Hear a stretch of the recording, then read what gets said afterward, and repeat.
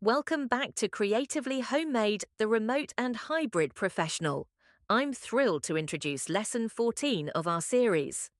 In the dynamic world of remote and hybrid work, feedback is truly your compass for continuous improvement. However, receiving it virtually, whether from a supervisor or quality assurance, can sometimes feel impersonal or even a bit unclear. Today, we're focusing on receiving feedback virtually, growth from every interaction. This lesson will equip you with the essential skills to actively listen, understand, and constructively act on feedback, transforming every critique into an opportunity for significant growth.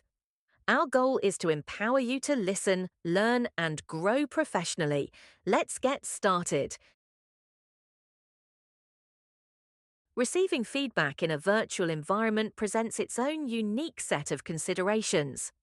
Firstly, there's often a lack of non-verbal cues such as tone of voice, facial expressions, or body language.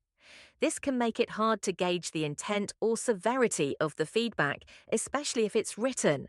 Secondly, there's a higher potential for misinterpretation when feedback is delivered via email or chat. What might be intended as constructive criticism could be read as overly harsh or dismissive. Thirdly, feedback might come through delayed or asynchronous channels, meaning you might receive it when the context is no longer fresh in your mind. Finally, virtual feedback can sometimes feel more impersonal, making it harder to build trust with the feedback giver. Understanding these nuances is the first step to navigating them effectively. Before feedback even begins, it's crucial to prepare yourself to receive it. This isn't just about physical readiness, but mental too. Firstly, cultivate a mental readiness and a growth mindset. Remind yourself that feedback is a gift, an opportunity to improve, not a personal attack. Embrace the idea that your skills can always develop. Secondly, choose the right environment for the feedback session. Minimize distractions, turn off notifications, find a quiet space, and ensure you won't be interrupted. Thirdly, have a notepad or a digital document ready to jot down key points, questions, and action items. This shows you're taking the feedback seriously and helps you remember details. Most importantly, consciously decide not to be defensive. It's natural to feel a sting, but defensiveness shuts down communication and prevents you from truly hearing the message. Preparation sets the stage for a productive conversation. Once the feedback starts, your core task is to actively listen for understanding. This goes beyond just hearing the words. Firstly, focus on what's truly being said, both the literal words and the potential underlying intent. Try to grasp the message fully before formulating your response. Secondly, avoid interrupting. Let the person complete their thoughts even if you disagree or want to explain yourself. Interrupting can convey defensiveness and disrespect. Thirdly, listen for patterns or specific examples. General feedback like, you need to be more proactive, is less helpful than, on Project X, I noticed you waited until the last minute to ask for input. Specifics give you something concrete to work on. Finally, try to separate emotion from content, both theirs and yours. If the feedback giver is frustrated, recognize that emotion without letting it cloud the actual message. And manage your own initial emotional reactions to stay open and objective. Active listening is the gateway to meaningful change. After actively listening, your next crucial step is to ask clarifying questions. This demonstrates your commitment to understanding and helps ensure you're on the same page. Firstly, ask questions to confirm your understanding. Phrases like, so if I understand correctly, you're saying that paraphrase feedback can prevent misinterpretations. Secondly, if the feedback is general, ask for specific examples. Can you give me an example of a time when I did that? Or when exactly did you notice this? Thirdly, ask to understand the impact of your actions. How did that impact the team's deadline, or what was the consequence of that approach? Finally, and most constructively, ask to explore potential solutions. What would have looked better in that situation? Or what approach do you recommend for next time? Thoughtful questions turn vague criticism into actionable insights, making it a truly productive conversation. Even with the best preparation, receiving feedback can trigger an emotional response. Our fourth strategy is to manage your emotional response. It's entirely normal to feel a pang of defensiveness, discomfort, or even frustration when receiving critique. Acknowledge these feelings, but don't let them take over. Firstly, if you feel yourself getting defensive, take a breath before responding. A short pause can give you the precious seconds needed to calm your initial reaction and formulate a more professional reply. Secondly, remember the goal: growth, not blame. Frame the feedback as an opportunity for your development rather than an accusation of failure. This shift in perspective is powerful. Finally, don't justify or argue initially. Your first reaction should be to listen and understand, not to defend.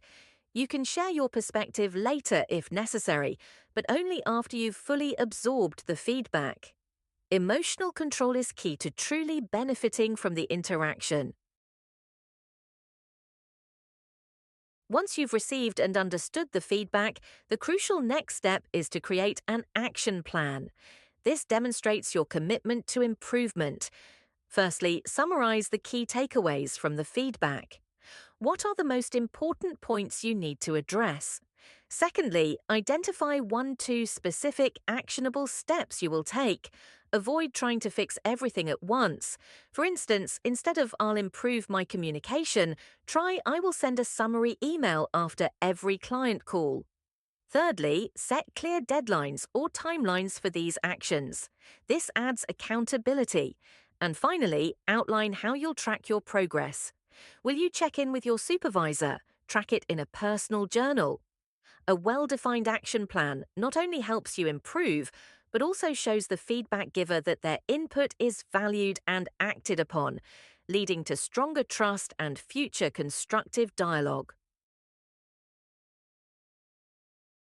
While it's important to handle solicited feedback well, a sign of true professionalism and commitment to growth is to proactively seek feedback.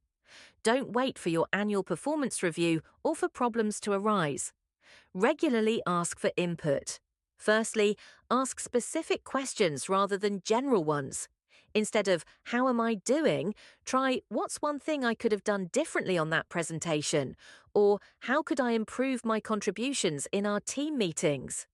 Secondly, establish regular check-ins with your managers and trusted peers. These informal touchpoints can provide valuable, timely insights. This proactive approach not only helps you identify blind spots and areas for improvement, but it also demonstrates a strong commitment to your own growth and development. When you seek feedback, you show you're invested in excelling, making you a highly valued member of any remote or hybrid team. To further master the art of receiving feedback, I've compiled some excellent resources for you. On this slide, you'll find highly recommended books that delve into feedback dynamics and mindset, such as Thanks for the Feedback by Douglas Stone and Sheila Heen, Mindset by Carol Dweck, and Radical Candor by Kim Scott.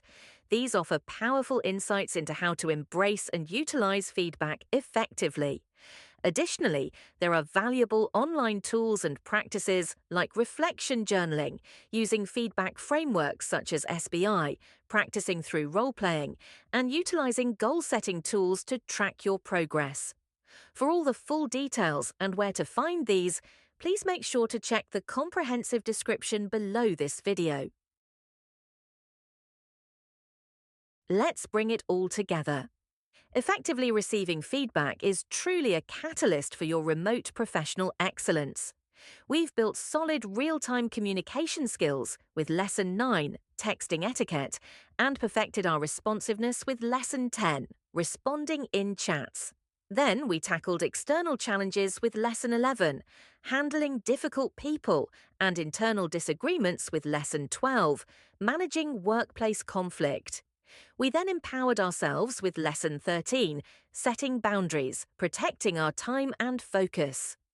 Now, Lesson 14, receiving feedback, integrates all these skills, allowing you to continuously learn and adapt. You're building truly adaptable and constantly evolving professionalism, essential for thriving in any remote or hybrid role. Your journey to empowering yourself and excelling professionally continues.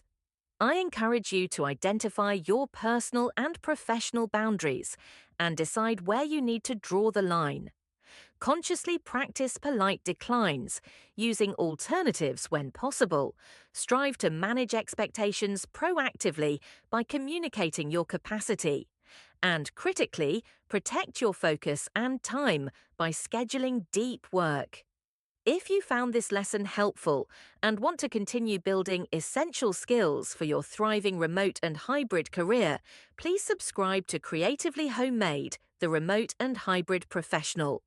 We're dedicated to empowering you in every aspect of your virtual work life. Thank you so much for tuning in, and I look forward to helping you empower yourself and excel professionally.